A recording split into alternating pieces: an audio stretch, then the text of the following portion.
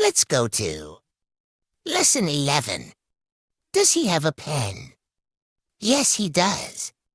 No, he doesn't. Listen and repeat. Does he have a camera? Yes, he does.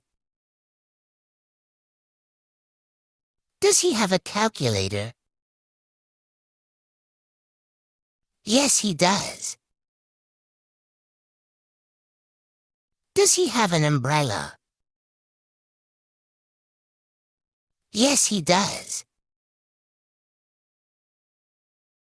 Does he have a train ticket? Yes, he does. Does he have a keychain? No, he doesn't. Does he have a wallet? No, he doesn't. Does he have a lunchbox? No, he doesn't. Does he have a music player?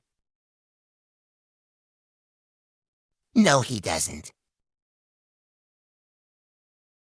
See you soon.